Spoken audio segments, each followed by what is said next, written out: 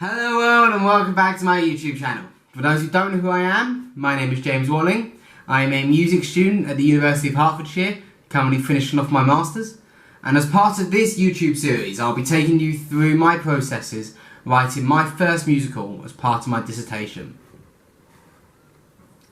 So for those who saw the last episode, let's get rid of the elephant in the room first.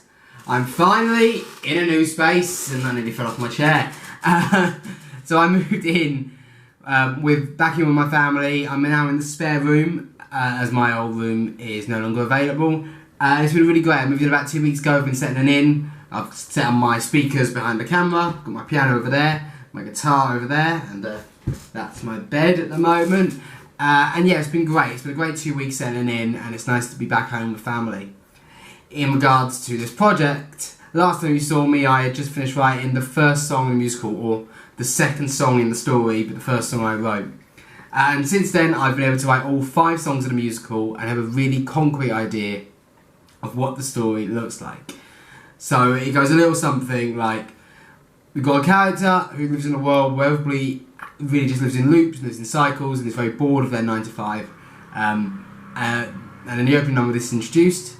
Then they sing about how they feel lost and they feel trapped and they feel like a bird in a cage in their solo Bird Fly Away, which I spoke about in the last episode.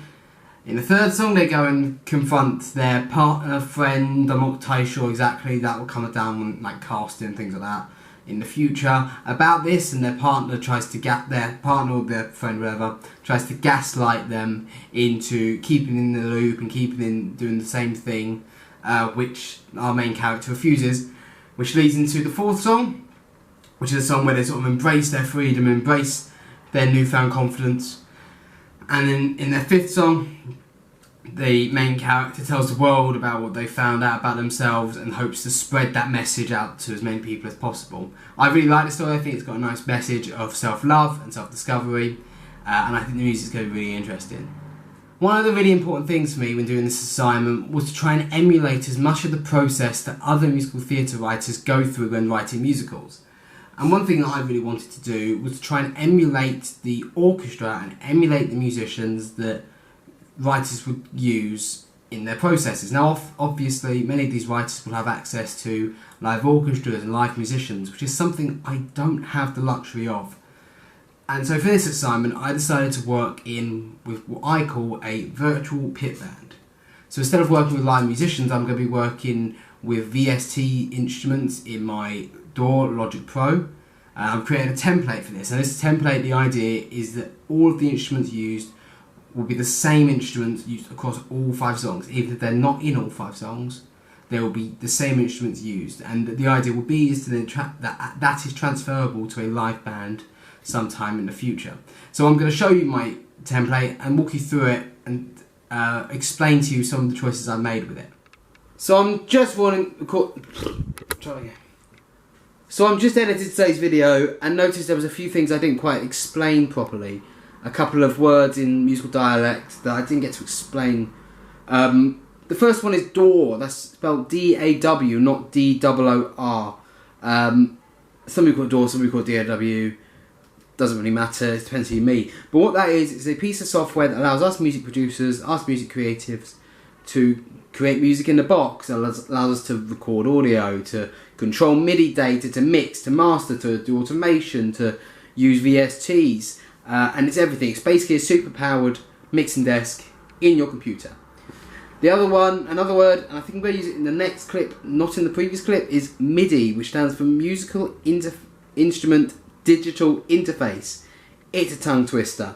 And that is basically the digital controller for music. So where with computers we control it through 1s and 0s, we control music through MIDI data, and it allows us to control VSTs and tell them what notes to play at, what strength. Allows us to automate that MIDI as well.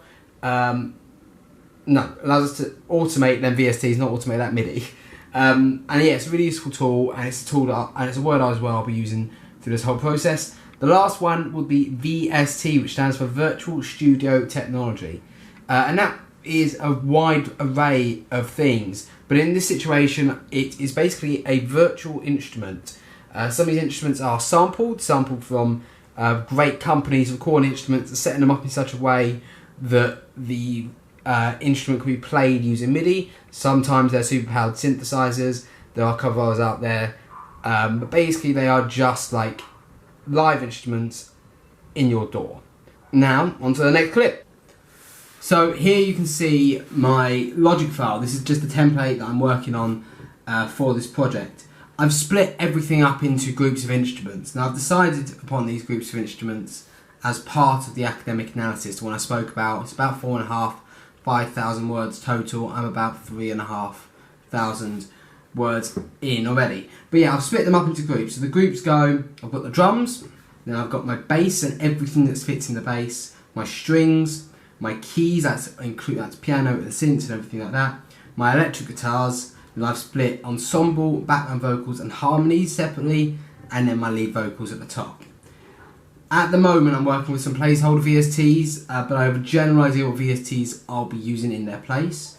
For the drums, I'm currently using EZdrummer, this version of it. For the bass, I'm currently using the Scarborough Rickenbacker bass from Complete Control, both the Palm Muses and the normal version.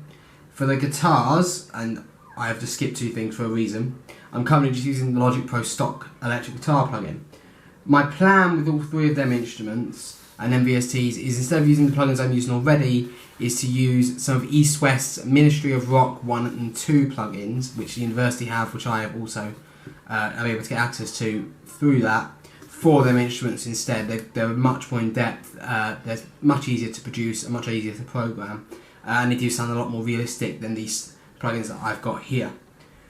In regards to the strings, I am using the BBC Symphony Orchestra here, so I've got the violin there and the cello here, or celli as I believe it's actually called. What's great about this is there's loads of different articulations, everything from legato to a tremolo to some really interesting stuff like sole point and everything else like that, which really allows for a lot of diversity of sounds. It also allows me to do some really interesting stuff with programming, which I will speak about in the future, with the great expression and dynamics pedal. I think I've got them right around, yeah, expression dynamics, as well as control over reverb, release, tightness and vibrato of the sound. In regards to the keys, I'm currently haven't decided on what synth sounds I'm using, but they'll probably end up not being the same across all songs, but I'll speak about that when I actually work out what sound I'm using. In regards to the piano, however, I'm also using another Spitfire plugin. I'm going to be using the Originals Intimate Grand Piano. This is a really intuitive piano that actually has a setting here, the binaural setting, that is recorded from the perspective of a piano player, and it's really, really interesting. So that's kind of the idea for the instruments. In regards to why I've split up the ensemble and the background vocals, is that my hope is that I want to use some more East West plugins, their Hollywood choir and Hollywood backing singers, to fill out some sounds through the creative process. So I put them in an ensemble, so then when we get to recording vocals, my background vocals and my harmonies can be the live vocals, and the ensemble can be the VSTs. Other than that, a couple of things that are going to be part of this project beyond that is a lot of programming. Obviously, as I'm working with MIDI data has a tendency to sound very robotic and not sound very realistic. So I will be doing loads of drum programming, loads of bass programming, loads of piano programming. I'm also going to be doing a lot of expression work. I've got a plugin on my laptop called Audio Swift that allows me to control parameters in plugins with just using my keypad. And the hope is that at the end of it, it will, even though it's all MIDI and no live instruments, it will sound really realistic, as if it were real musicians playing. So I forgot to end the video in the last clip, so I thought I'd come and say, if you liked today's video and you want to follow me along this journey, please like, subscribe, leave a comment, tell your friends about what you're seeing, and I'll see you around.